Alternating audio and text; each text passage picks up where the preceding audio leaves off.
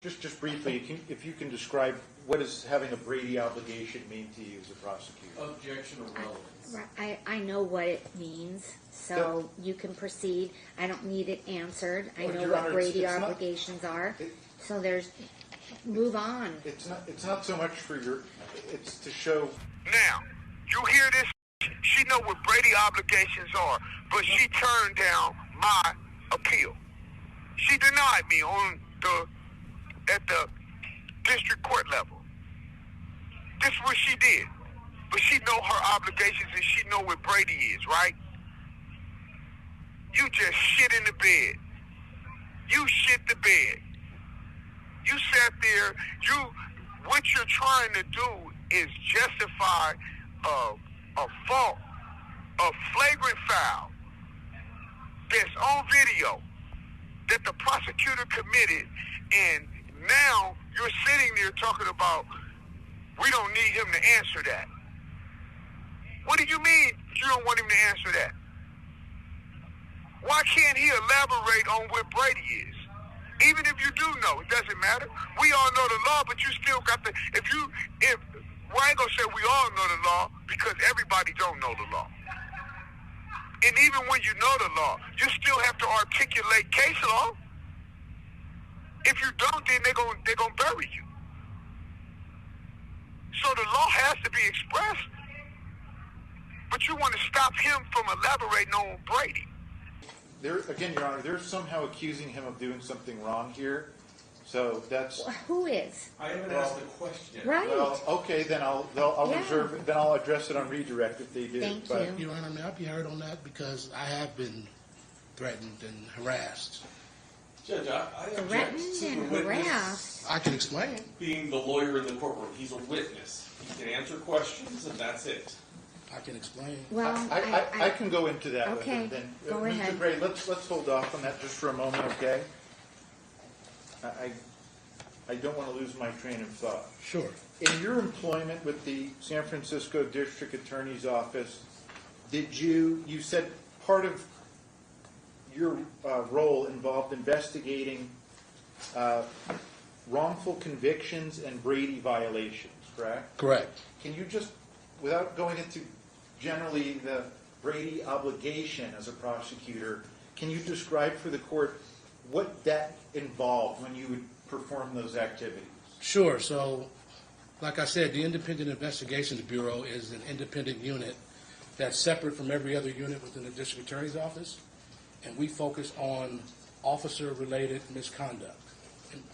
So, every day, as a member of IIB, I would receive emails from line deputies asking me if there was any Brady information on a particular officer or officers who were witnesses in the case. I would also receive letters from folks in state prison, federal prison, asking me to look into Brady violations. Okay. And this would happen every day. Okay. And in your role as performing those activities, would you have people assist you? Oh, absolutely. We have a team. Okay. Describe the team in that role. Sure. You're doing that. So our unit it had 4 attorneys, 6 investigators, 2 paralegals. So I would have investigators help me, I would have paralegals help me, and I would have other attorneys help me. It was a team. Okay. And what type of information would be gathered during these reviews? What type of documents or stuff would you obtain or review? It just depends, but amongst other things, police reports, booking photos, rap sheets, witness statements, tangible evidence. It depends. Okay. And in your job duties as this person, did you disclose the information like this to the defense in your job duties? Frequently. Okay. And who oversaw you? Who was your supervisor while you were employed with the District Attorney's Office? Like I said, I reported directly to D.A. Boudin. Okay.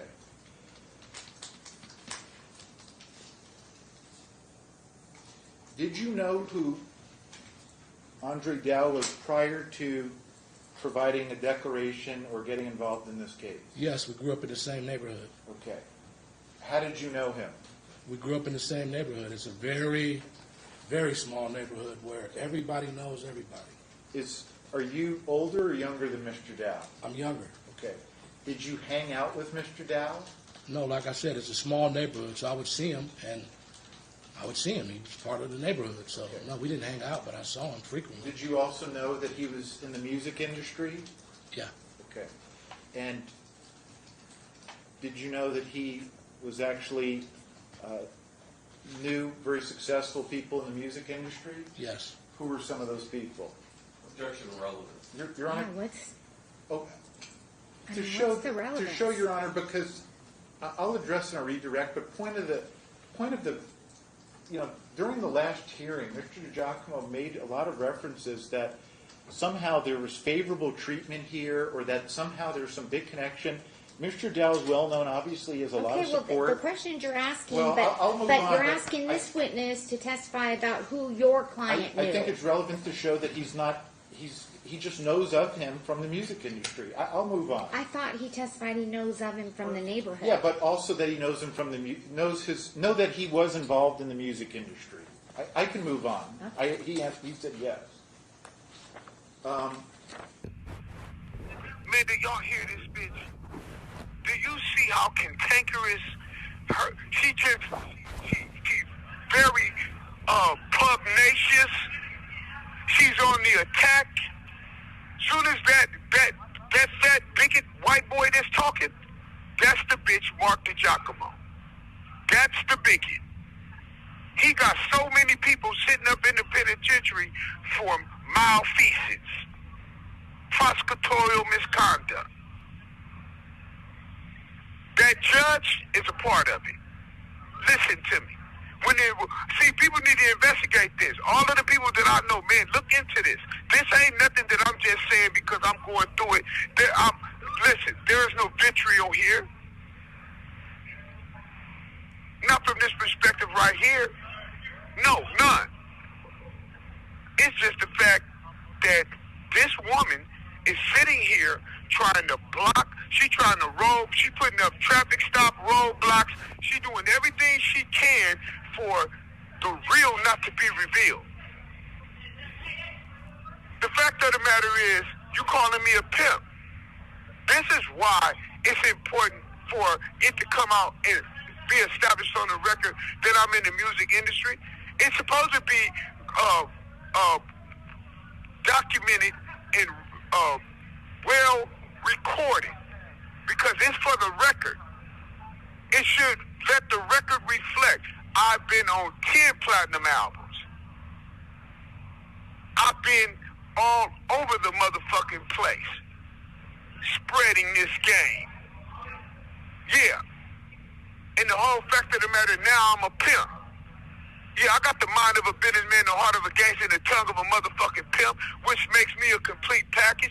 So, with all that said, I understand that they get these verbal gymnastics mixed up with something else. Yeah, I have the ability to articulate this shit. Hey, I'm GAME positive.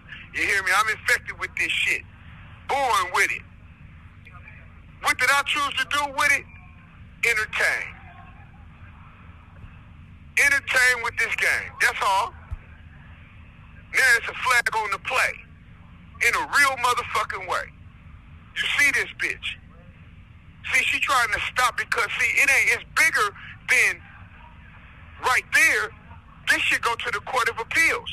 So if the Court of Appeals is looking at this, it don't match up. Okay, now he's over here in the entertainment. He around the biggest names. You got Snoop Dogg, The Game, you know what I mean? E40, Too Short. I mean, the list goes on. But this is what they don't want the record to reflect.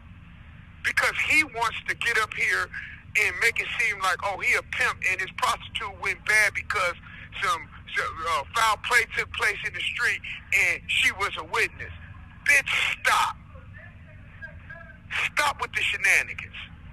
All right.